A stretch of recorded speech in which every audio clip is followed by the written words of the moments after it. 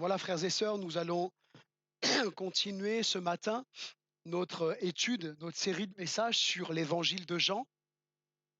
Et est-ce que vous savez à quel chapitre nous en sommes? Ah, voilà, on en est au chapitre 8.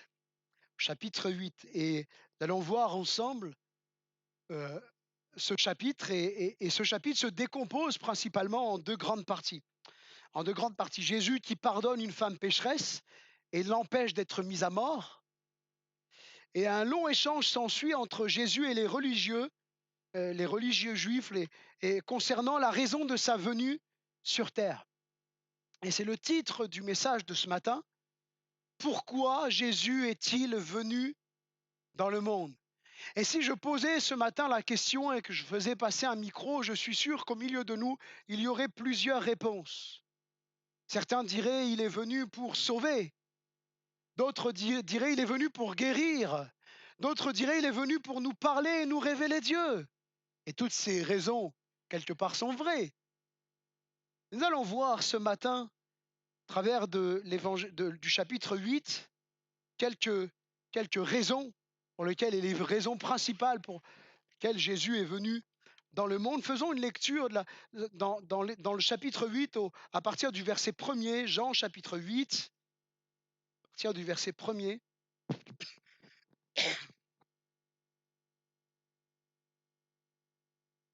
Jean chapitre 8, verset 1.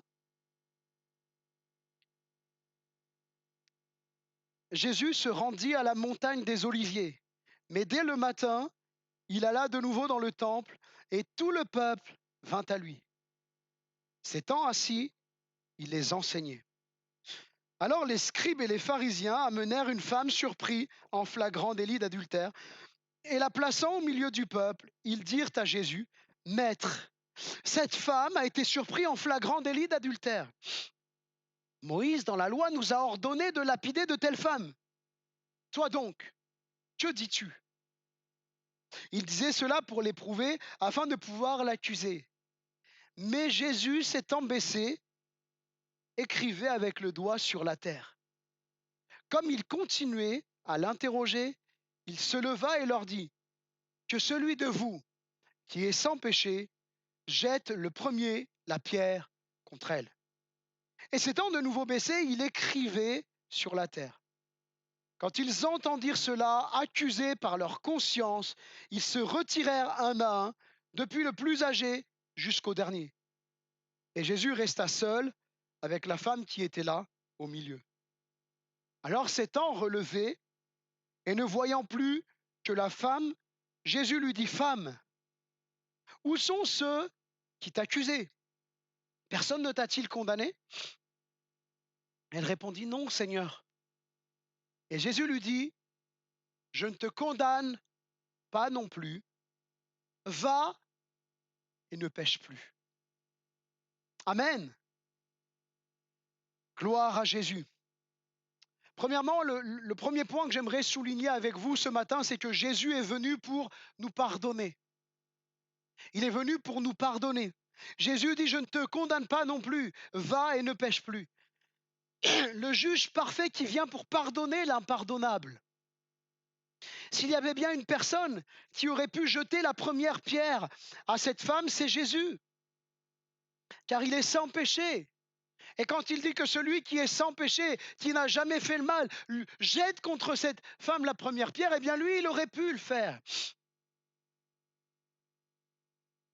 Et d'ailleurs, Jésus dira à ses détracteurs au verset 46 de ce même chapitre, « Qui de vous me convaincra de péché ?» Et pas un seul n'a osé lever le doigt et dire, « Moi, Jésus, je vais réussir à te convaincre de péché, tu vas voir, laisse-moi un petit peu de temps et je vais te montrer que tu es bien un pécheur. » C'est pas possible, parce que Jésus était sans péché. Il est Dieu fait homme.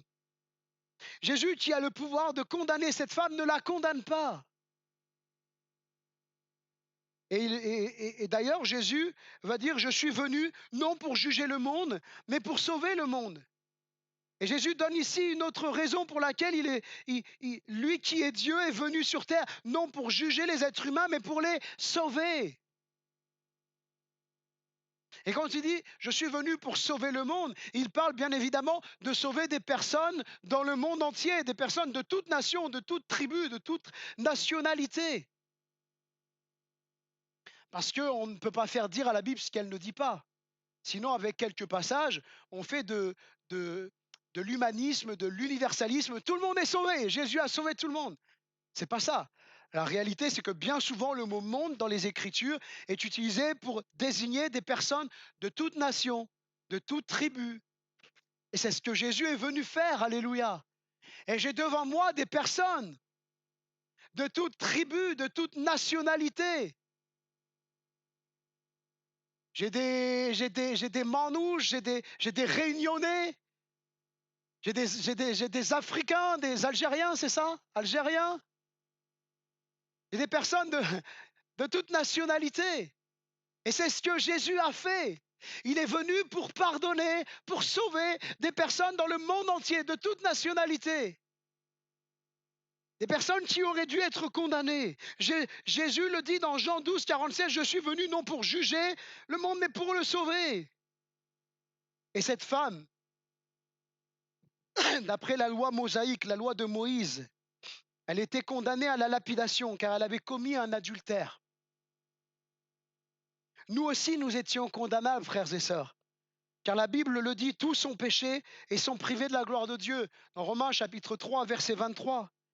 Et Romains chapitre 6, verset 23 dit que le salaire du péché, c'est la mort éternelle.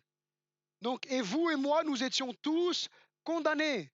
Il n'y a pas que cette femme qui était digne d'être lapidée, mais nous-mêmes, on était dignes d'être mis à mort à cause de notre péché. Et tant que Jésus ne nous a pas, n'est pas, tant qu'on ne s'est pas repenti, que Jésus n'est pas venu à nous, la colère de Dieu demeurait sur nous. Le châtiment et la sanction divine étaient sur notre tête. Mais Jésus, il est venu, il nous a pardonné. Mais il est allé plus loin parce que Jésus va dire, quand j'aurai été élevé, j'attirerai les hommes à moi. Donc il nous a sauvés, mais son salut, il le rend effectif dans nos vies en nous attirant à lui, par sa grâce, par son amour. Jésus est venu non pour juger, bien qu'il aurait pu, lui le juste juge, le parfait, mais il est venu pour nous pardonner. Jésus est toujours prêt à pardonner quelqu'un qui lui demande sincèrement pardon. Et si quelqu'un ce matin, peut-être au milieu de nous, aurait besoin d'être pardonné par Dieu, car sa conscience le reprend, comme ces hommes qui étaient accusés dans leur conscience, j'aimerais te dire que tu sois chrétien ou que tu ne sois pas encore chrétien. Tu peux simplement, dans ton cœur, sincèrement demander pardon à Dieu, de tout ton cœur, et il te pardonnera. Il n'y a pas de péché trop grand que Dieu ne puisse te pardonner. Jésus désire te pardonner, peu importe ce que tu as fait. Si tu cries à lui, que tu lui demandes pardon, il te pardonne. Parce qu'il est un Dieu d'amour, un Dieu de grâce. Et non seulement il te pardonne, mais il donne la force à ses enfants de ne plus recommettre le péché. Et ça, souvent, on l'oublie. Que le pardon est toujours, mais ça, on ne le saisit pas assez. Et c'est bien des fois ce qui nous fait retomber, rechuter dans nos péchés. C'est parce qu'on ne réalise pas suffisamment qu'avec le pardon, Jésus nous donne la force de ne plus recommencer. Et on va le voir un peu plus loin. Jésus nous met en face de nos responsabilités spirituelles. Ces hommes qui se font les juges de cette femme vont finalement être confondus, jugés eux-mêmes. Ils pointent du doigt cette femme alors qu'eux-mêmes sont pécheurs. Et d'ailleurs, une expression dit fais attention parce qu'en pointant quelqu'un du doigt, tu en as 3 ou 4 qui se pointent vers toi.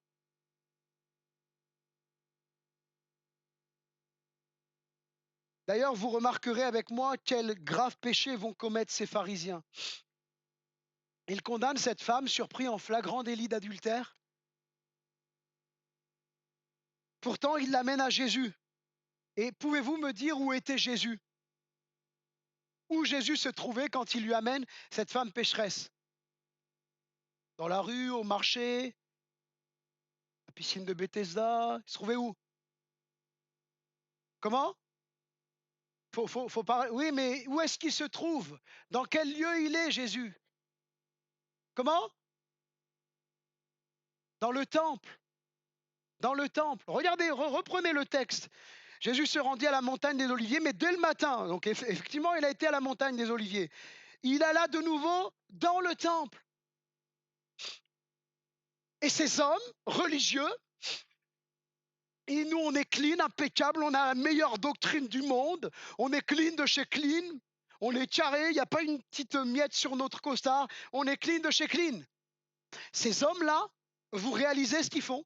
Il y a une femme là, peut-être il y a quelques minutes, quelques heures, qui a commis un adultère, donc elle est dans une situation d'impureté selon la loi de Moïse. Elle est impure, elle vient de commettre, et je vous passe les détails, vous savez ce que c'est un adultère? Ils la prennent et ils l'amènent dans le temple saint de Dieu, et ça ne leur pose pas de problème. Je ne sais pas si ça vous a déjà interpellé ça. Peu importe l'endroit où c'est. Certains diront c'est dans le parvis parce qu'il y avait de la terre, etc. Le parvis, plusieurs pouvaient s'y rendre, etc. Mais le temple, quand quelqu'un était impur, il ne pouvait pas y aller. Il devait d'abord se laver de son impureté. Il devait attendre, selon la prescription de la loi mosaïque, attendre un certain délai pour ensuite se rendre au temple et faire un sacrifice. Et ces pharisiens sans scrupules accusent une femme alors qu'ils commettent un péché tout aussi grave aux yeux de Dieu, de souiller le temple de Dieu, de souiller la présence même de Dieu, parce que le temple était le symbole de la présence de Dieu. Ils ont donc emmené cette femme qui vient de pécher dans le temple. Et ce qui est interdit, vous pourrez relire les interdits de la loi de Moïse dans le Lévitique chapitre 15. Tout ça pour dire, frères et sœurs, qu'il nous faut être prudents sur la façon dont nous pointons du doigt les autres. Et quand Jésus dit ne jugez pas, car vous ne serez pas jugés, on vous jugera de la façon dont vous jugez, certains se saisissent de ça pour dire moi, t'as pas le droit de me juger, mon frère. Ils commettent vraiment des péchés, puis non, tu me juges pas, t'as pas le droit. C'est pas ça que Jésus dit.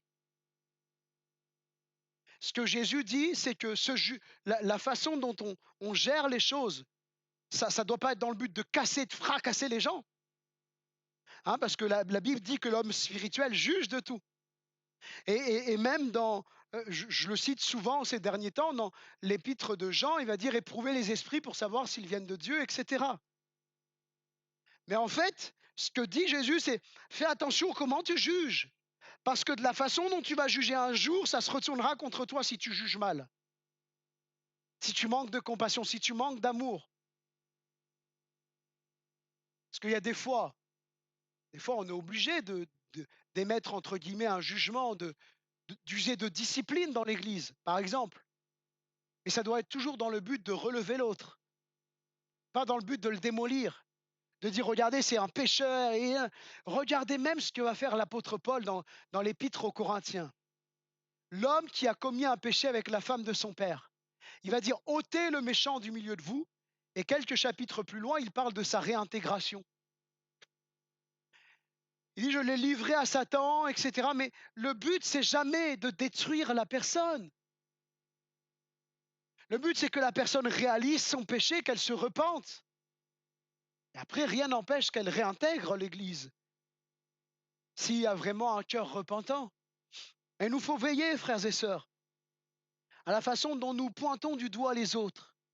Le seul but qui devrait nous motiver, c'est toujours de reprendre dans l'amour. Le but que la personne qui a péché se reprenne.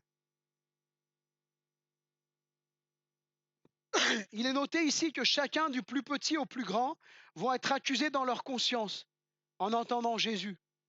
Et au lieu de demander pardon, vous savez ce qu'ils vont faire? Ils vont se faire la malle. Ils vont partir. Quand notre conscience nous reprend, ne nous éloignons pas de Jésus. C'est la pire des choses que vous puissiez faire. Ne nous éloignons pas de Jésus, mais demandons-lui pardon d'avoir péché. La pire chose que tu puisses faire, mon frère, ma sœur, la pire chose que tu puisses faire, c'est de t'éloigner de Jésus quand tu as péché. Et moi-même, ça m'est arrivé dans ma vie chrétienne. Je fais comme à la maison. Hein, Moi-même, dans ma vie chrétienne, ça m'est arrivé. Avant de me marier, etc., j'étais en lutte avec certains péchés.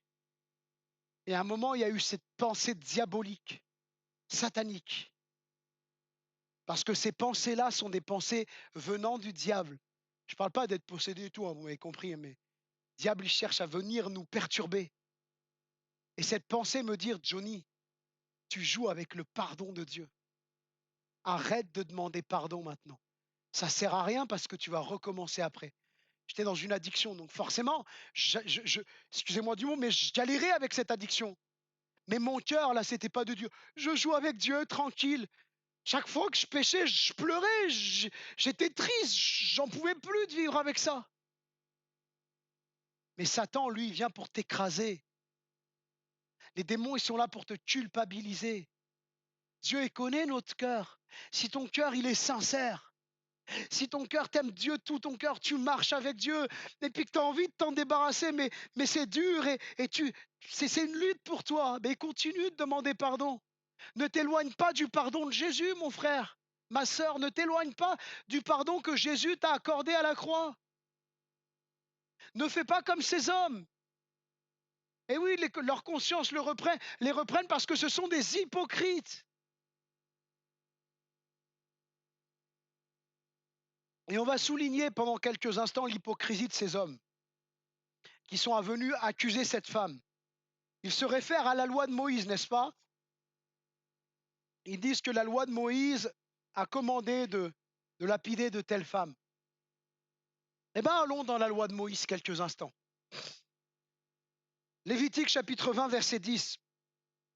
Pour ceux qui prennent des notes, vous pouvez le noter, je le lirai. Je vais peut-être pas attendre de plus entendre de feuilles se tourner, quoique comme je suis encore un peu bouché des oreilles, j'entends pas grand-chose, donc ça va. Lévitique chapitre 20, verset 10. Si un homme commet un adultère, je cherche pas à être cru, déplacé avec vous, je lis la Bible telle qu'elle est écrite, on est d'accord. Si un homme commet un adultère avec une femme mariée, s'il commet un adultère avec la femme de son prochain, est-ce que quelqu'un peut lire la fin, s'il vous plaît? Ah, c'est étrange ça, dis donc.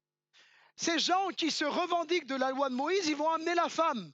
Pourtant, il est écrit quoi? L'homme et la femme adultères seront punis de mort. Voyez-vous un peu l'hypocrisie?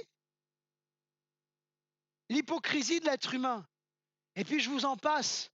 De toute culture, de toute nationalité, il y a des hypocrisies.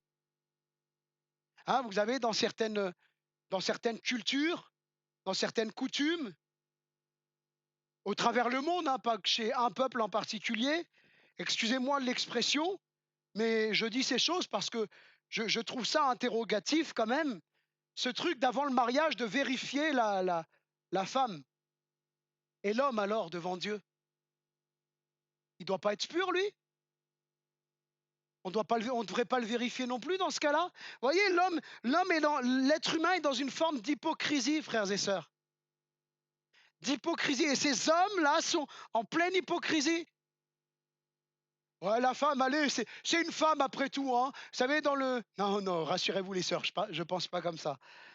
Mais dans les écrits rabbiniques, il est écrit que plusieurs rabbins se demandaient, même à l'époque, hein, au temps de Jésus, ils se demandaient même si la femme avait une âme et pouvait être sauvée. Voyez-vous jusqu'où ça allait? Donc après tout, c'est une femme, on peut la mettre à mort. Et pourquoi ils n'ont pas attrapé l'homme? Est-ce qu'il n'y avait pas des intérêts derrière? On peut se poser les questions. Est-ce que ce n'était pas un homme qui avait de l'argent, un notable? Est-ce que ce n'était pas l'ami d'un ami? Hein, les injustices, elles ont toujours bon dos. Mais nous devons refuser, frères et sœurs, je fais cette parenthèse, dans nos vies, dans l'Église, dans nos milieux évangéliques, on doit refuser l'injustice. Le traitement, le traitement de faveur, le jugement à double tranchant. Parce que c'est mon ami, donc je vais être gentil avec lui, mais l'autre là, qui a commis la même chose, je vais l'assassiner. Et moi, je vous avoue que même en tant que pasteur, je me suis levé des fois. Je me suis levé en criant à l'injustice et en disant que ce n'était pas normal. Parce que nous, en tant que chrétiens, on doit défendre aussi celui qui a été accusé injustement. Et là, ces hommes, non seulement ils sont hypocrites, mais ils sont injustes parce qu'ils auraient dû amener l'homme. On ne connaît pas les raisons pour lesquelles ils ne l'ont pas amené, mais ils ne l'ont pas fait. Où est l'homme dans l'histoire? Frères et sœurs, ne faisons jamais du deux poids, deux mesures à être dur avec certains et doux avec d'autres, voire même souple avec nous-mêmes. Souple avec nous-mêmes. Il y en a, ils sont durs avec les autres, mais avec eux, ils sont souples. Ces hommes pointaient le péché de cette femme du doigt et passaient leur journée à critiquer Jésus et à pécher. Il y a des gens dans les églises en général, c'est les professionnels de la dénonciation. Si on était à l'époque du régime nazi, vous êtes sûr que vous passez à la gamelle. Ils vont vous attraper, on va dire, il est là, lui. Ah, emmène-le, emmène-le. Voilà. C'est les pros de la dénonciation. Il y a de l'adultère, il y a ceci dans l'église, il y a cela, il y a ceci. Et ces gens-là, souvent, c'est les premiers à passer leur temps à critiquer, à calomnier. Surprenant, n'est-ce pas? Là, c'est vrai que la critique et la calomnie ne sont pas un péché. Critiquer et calomnier, nous, on n'est pas adultère. On n'a pas péché, mais la critique et la calomnie sont tout aussi un péché aux yeux de Dieu.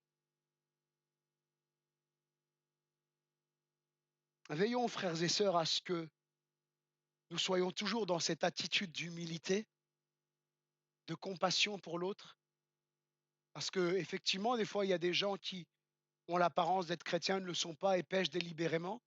Et vous avez aussi parfois dans des situations des gens en souffrance.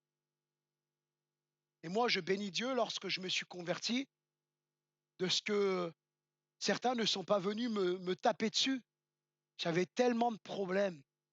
Quand je suis venu à Christ, je fumais encore du cannabis, j'étais encore lié par le tabac, je fumais un paquet de roulés, il me faisait 2 jours. Et, euh, et ça jusqu'à 15 jours avant mon baptême. Mais j'avais dit à Dieu, mon baptême devait être le 1er octobre, et j'avais dit au Seigneur, si je ne suis pas délivré la veille de mon baptême, si Seigneur, j'arrive pas à arrêter, je ne me fais pas baptiser. Vous voyez, le cœur, et c'est ça qu'on doit regarder, c'est le cœur des gens.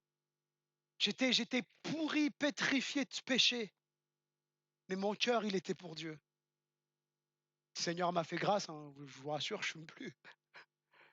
Le Seigneur m'a fait grâce, c'est que mon baptême a été reculé de 15 jours et j'ai pris la décision d'arrêter de fumer le 1er octobre, vous voyez. Et puis après, Dieu m'a aidé parce que ça a été difficile. C'est pareil, je fais une parenthèse. Ne mettons pas tout le monde dans le même sac. C'est vrai qu'il y a des gens qui ont été délivrés de certaines addictions comme ça. On a prié pour eux ou même pas, ils se sont couchés le lendemain, plus rien. Mais je connais pas mal de témoignages quand même où des gens ont galéré avec leur addiction avant d'être délivrés. Donc ne mettons pas tout le monde dans le même sac. J'ai accompagné des personnes qui ont galéré avec leur addiction et qui ne comprenaient pas parce que les pasteurs ou certaines personnes leur disaient il suffit que tu t'approches à la position d'imam et c'est systématique, tu vas être guéri, tu vas être délivré, c'est systématique. Comme si on pouvait systématiser la puissance de Dieu et la rendre en claque des doigts la puissance des saints. C'est quoi ça? Dieu n'est pas notre pantin. Mais par contre, Dieu est souverain, il fait ce qu'il veut. Et parfois, on passe par des difficultés qu'on ne comprend pas toujours, mais Dieu nous apprend. Dieu agit dans nos vies. Ah, j'avance un peu, j'ai digressé. Quand Jésus nous pardonne, ce n'est pas pour recommencer, frères et sœurs.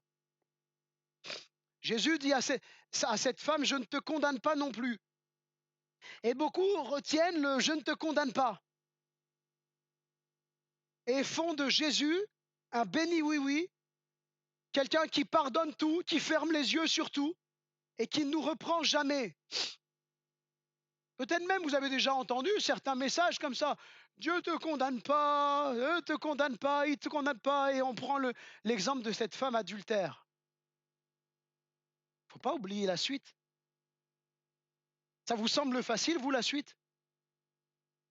Il lui dit pas: «Ne commets plus d'adultère», bien que c'est certainement ce qui était sous-entendu, mais les mots sont encore plus forts. Il dit: «Va et ne pêche plus». Vous trouvez ça facile, vous, humainement parlant? Alors que la Bible dit qu'on bronche tous d'une manière ou d'une autre? On a besoin de la grâce de Dieu, n'est-ce pas? On a besoin de l'aide du Saint-Esprit. Le pardon de Dieu n'est certainement pas une autorisation à pécher, frère. La Bible dit, frères et sœurs, hein, la Bible dit, Paul va dire, ferions-nous de la grâce une occasion de pécher? Loin de là, loin de là. On ne peut pas se cacher derrière des raisonnements du style, comme je le disais tout à l'heure, Dieu ne me juge pas, personne n'a donc le droit de me juger, seul Dieu connaît mon cœur, etc. Si on a péché, alors on doit se repentir et ne plus recommencer. Sinon, ce n'est pas une repentance, c'est une tranquillisation de conscience. On a fait notre petit acte religieux et notre conscience est tranquillisée. Mais ce n'est pas la repentance. La repentance, c'est demander pardon et tout faire pour ne plus recommencer. Mettre des choses en place dans nos vies. On entre dans un combat et même si c'est des addictions et que les addictions parfois nous tiennent un moment, mais on est rentré dans un combat. On ne dit pas, ça y est, j'ai demandé pardon et puis j'ai plus besoin. On est dans un combat. On doit veiller, on doit mettre des choses en place dans nos vies. Si l'ordinateur est pour moi un lien, eh ben je vais commencer à certaines heures à ne plus toucher à mon ordinateur. Si c'est mon téléphone, eh bien mon téléphone, je vais le mettre de côté, je vais le laisser dans le salon et je vais aller me coucher. Que sais-je, j'en sais rien. Si c'est peut-être des fréquentations, eh ben pendant un moment, je vais me séparer de ces fréquentations parce que je suis rentré dans un combat. Et c'est ça la repentance, frères et sœurs. C'est un combat de tous les jours. Quand c'est un péché, je dirais voilà, je ne fais pas de classification de péché, mais on a péché une fois, ça nous est arrivé de mentir, c'est pas régulier dans nos vies, ou j'en sais rien, on s'est énervé contre quelqu'un, on a vexé quelqu'un, des choses qui arrivent, et bien des péchés comme ça, ou en pensée, un deuxième regard qu'il fallait pas, etc. On demande pardon à Dieu, c'est réglé. Et puis voilà, c'est pas quelque chose de régulier dans nos vies. Mais quand c'est des choses qui se sont installées, qu'il y a des addictions, qu'il y a des choses, on est dans un combat. Et Jésus, voilà ce qu'il dit à cette femme.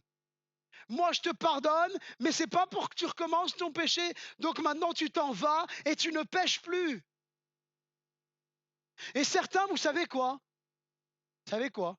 Certains diront, si c'était moi qui disais ça et que ce n'était pas écrit dans la Bible, si c'était moi qui disais à une femme surprise en flagrant délit d'adultère, va, Dieu te pardonne pas, va et ne pêche plus.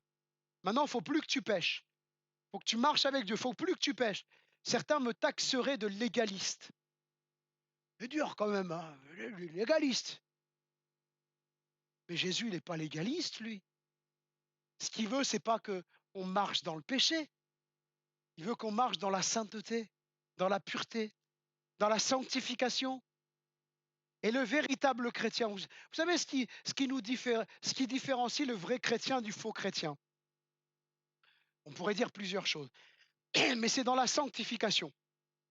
Parce qu'il est dit, sans la sanctification, nul ne verra le Seigneur. Mais le vrai chrétien, là, Dieu le tient dans la sanctification. Et on voit à quoi qu'il est sanctifié. Pas parce que il n'accepte pas le péché dans sa vie. C'est une mentalité. Il veut plaire à Dieu, il connaît Dieu, il aime Dieu.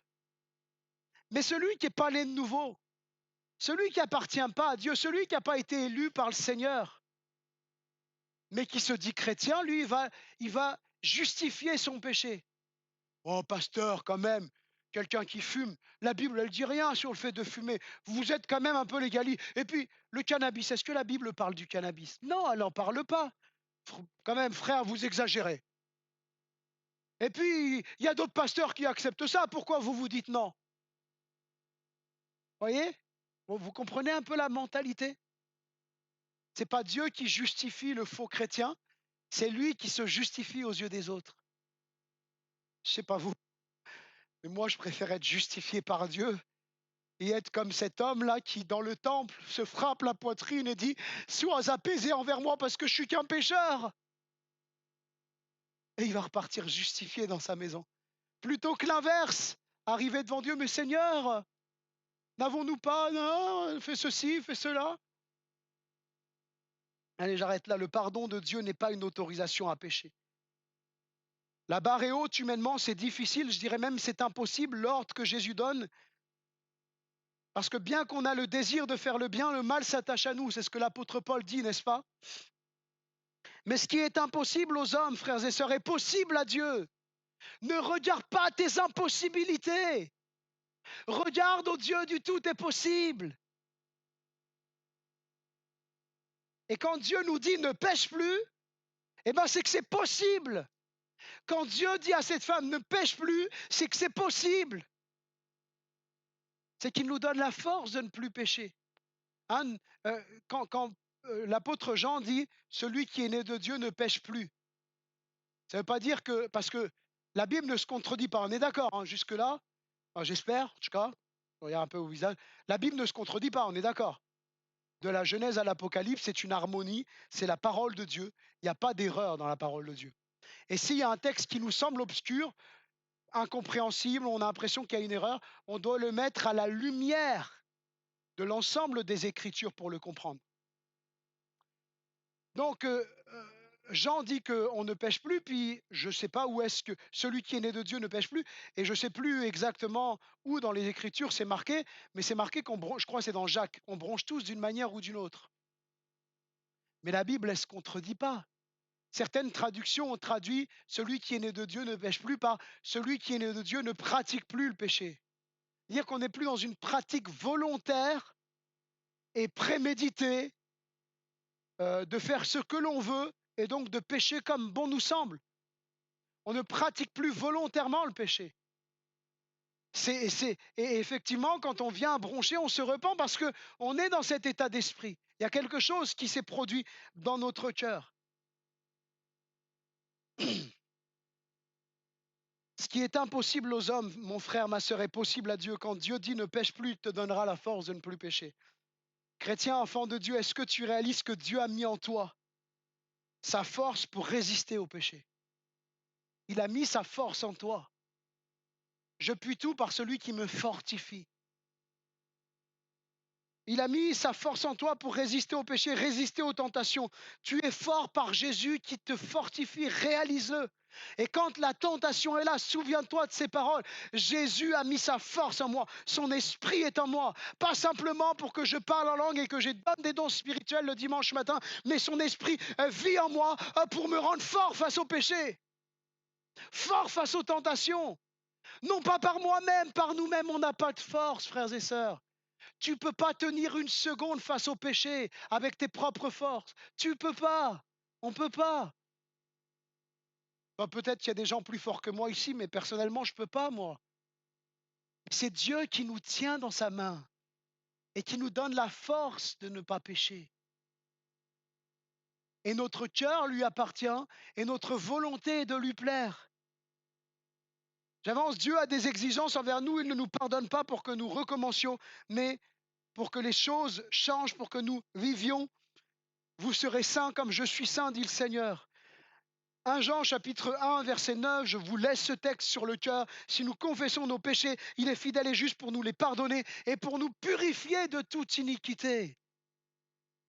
Et lorsqu'on demande pardon sincèrement à Dieu, il nous purifie parce que le sang de Jésus a coulé à la croix pour nous purifier de tout péché.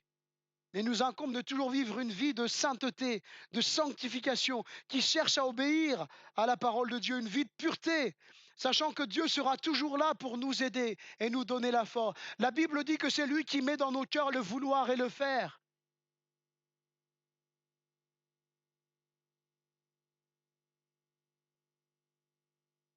Deuxièmement, Jésus est venu pour que nous le suivions et que nous marchions dans sa lumière. Il faut que j'avance parce que j'en suis qu'à deuxièmement et ça fait 30 minutes que je vous parle.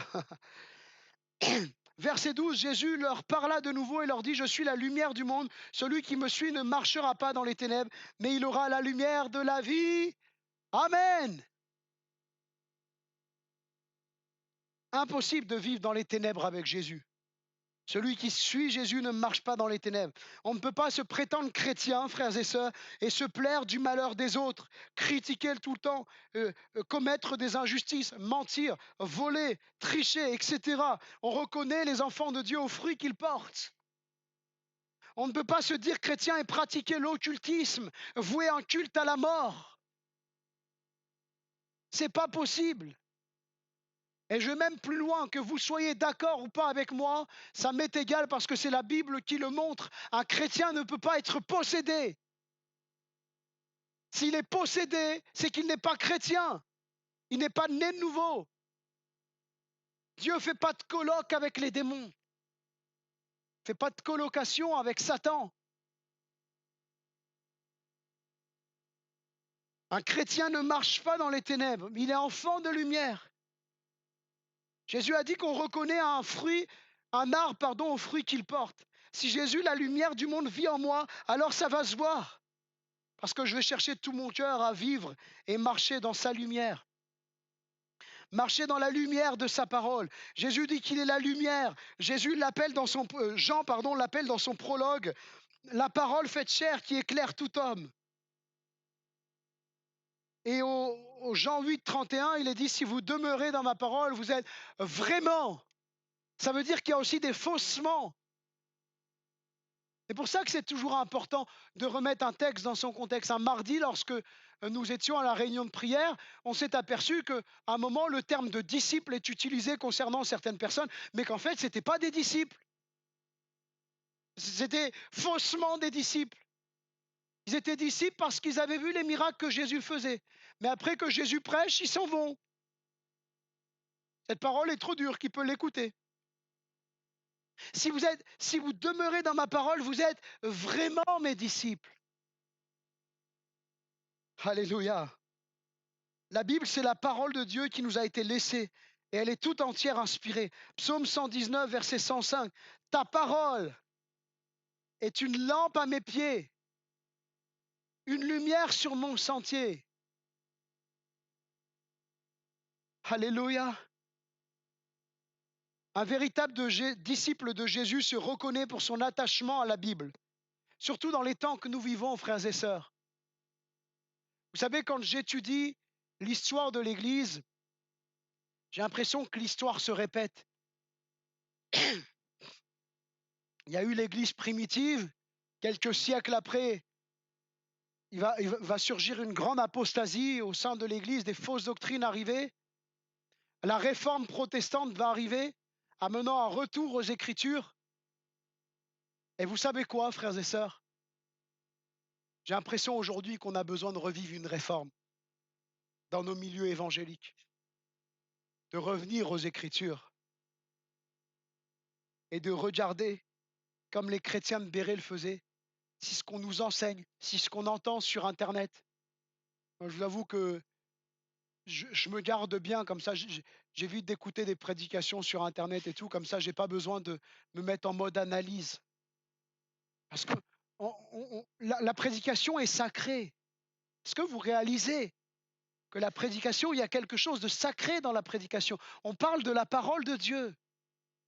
Et en tant que chrétien, c'est pas parce que la prédication biblique est sacrée qu'on doit mettre notre cerveau en mode veille et dire amen à tout.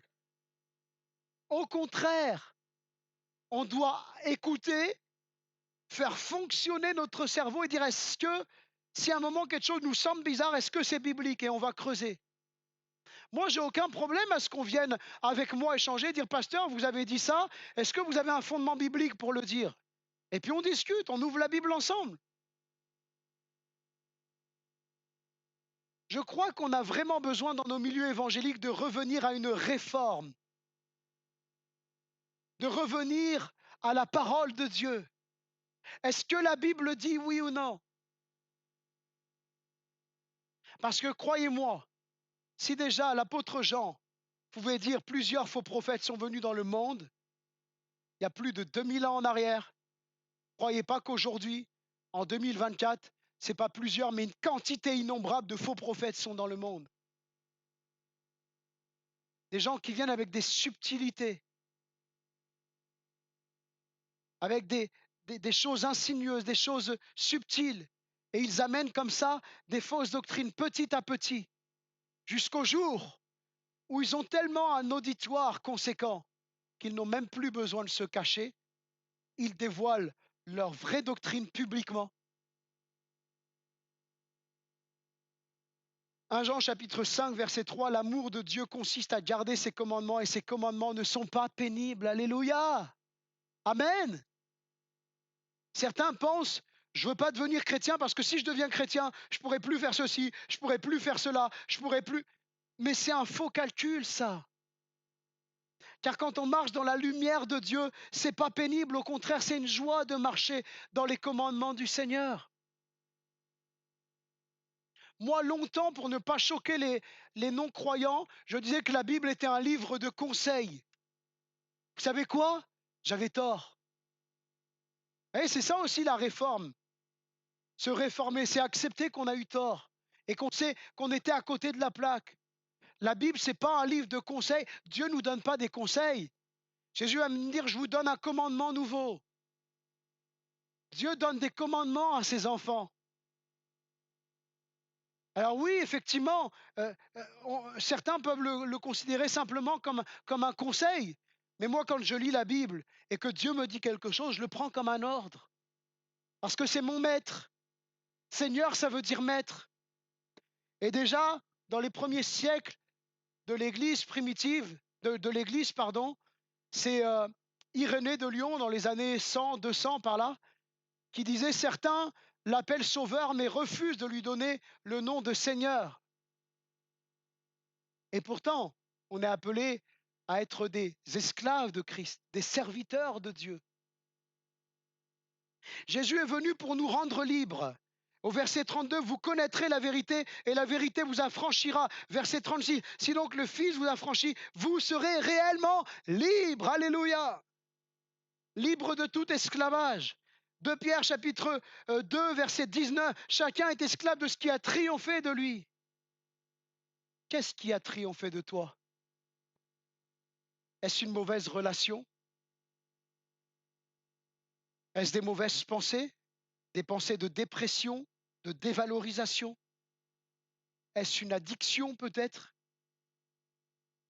Eh bien, si tu t'approches de Jésus et que tu le laisses agir, il est celui qui peut te libérer, qui veut te libérer. Si le Fils vous affranchit, vous serez réellement libre. Vous connaîtrez la vérité. Et la vérité vous affranchira. C'est le souhait de Dieu. Te donner la force de combattre et d'être vainqueur de ce qui te tient esclave. Tu n'es pas appelé, mon frère, ma sœur, à l'esclavage, mais à la liberté.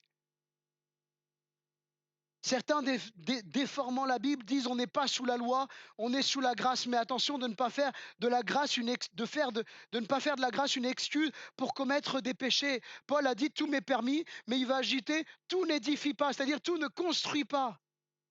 Il dira aussi tout m'est permis, mais je ne me laisserai asservir, c'est-à-dire je me laisserai rendre esclave de rien. Attention que de vouloir être libre sans Dieu ne nous rende pas esclaves du péché et donc du diable. Notre liberté, elle est en Christ. Elle est en Christ. Libre de l'esclavage du péché. Au verset 34, Jésus dit, quiconque se livre au péché est esclave du péché.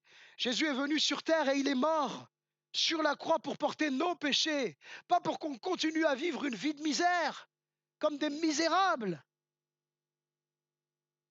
2 Corinthiens 5, 21, réalisons ce que Jésus a fait, frères et sœurs. Réalisons. Il est écrit, celui qui n'a pas connu le péché, Jésus, il l'a fait devenir péché pour nous, afin que nous devenions en lui justes devant Dieu, justice devant Dieu. Mais vous réalisez un peu? Est-ce que nous réalisons, frères et sœurs? Il a été fait péché. Lui qui n'a jamais rien fait de mal, il va prendre ton péché, mon péché. Il va accepter pendant quelques instants sur la croix de ressentir ce sentiment d'être séparé du Père. Lui qui n'avait jamais connu ça, il va dire mon Dieu, il n'appelle même plus mon Père. Pourquoi m'as-tu abandonné? il accepte de ressentir ce sentiment qui aurait dû nous animer jusqu'à la fin de nos jours, d'être abandonné du Père, d'être séparé de Dieu pour l'éternité. Et ça, pour moi, il n'y a pas plus pire enfer que cela. Certains disent oui, en enfer, on va être torturé, il va y avoir ceci, il va y avoir ce. Mais moi, je ne sais pas vous, mais la pire torture que je pourrais subir, c'est ce sentiment d'être séparé de Jésus pour l'éternité. C'est la pire chose qui puisse m'arriver. Mais je bénis Dieu de ce qu'il me tient dans sa main.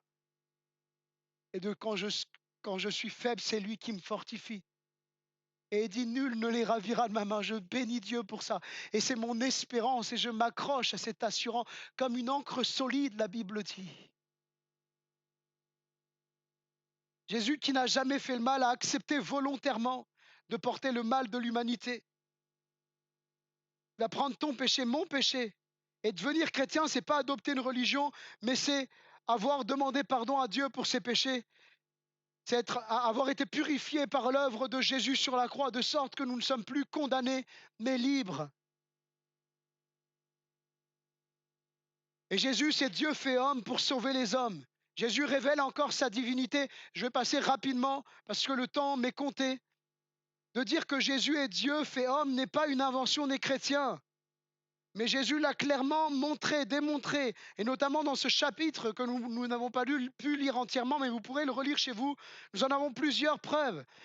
Au verset 24, il est écrit, vous mourrez dans vos péchés si vous ne croyez pas que je suis. Et vous vous souvenez le je suis? Eh bien, c'est exactement le même mot. Ego eimi.